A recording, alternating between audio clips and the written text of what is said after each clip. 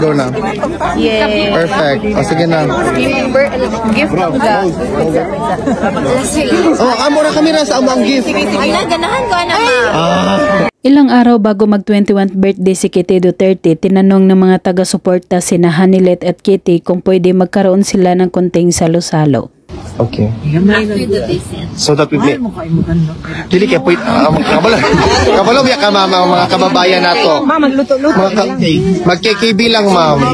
Sa araw mismo ng kanyang kaarawan pagkatapos bumisita sa ama sa loob, nag-aabang na kay Kitty ang mga tao at kinantahan kaagad siya ng happy birthday.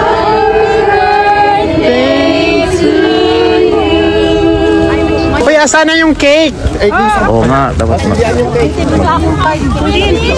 Binigyan ng flower bouquet at mga regalo si Kitty sa mga Pinoy na nasa Netherlands at laking pasasalamat ng dalaga.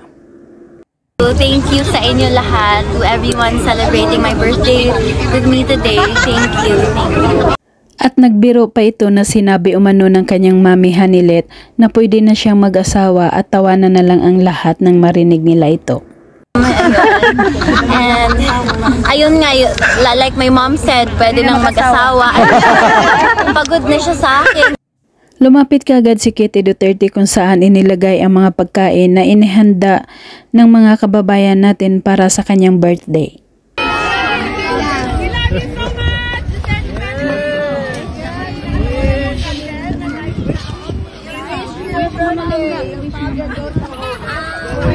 Bago hipa ni Kitty ang kandila, nagbigay muna ito ng wish at tanging hiling nito na makauwi na ang dating Pangulo sa Pilipinas.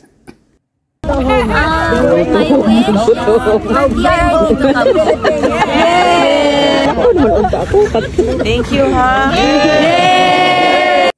Pinangungunahan ni Miss Hanilet ang pagdadasal sa harap ng pagkain at para sa kanyang anak na rin na si Kitty ang kanyang mga dasal.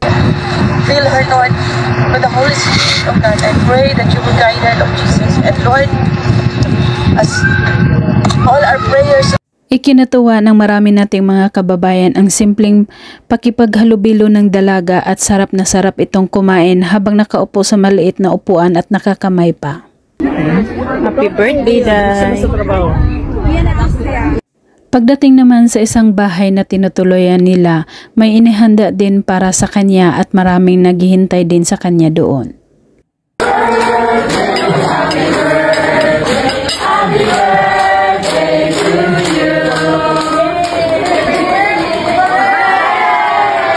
May dalawang cake para sa kanya pagkatapos kantahan ng happy birthday, saka naman hinihipan ng kandila. Makikita ang saya sa mukha ni Kitty Duterte.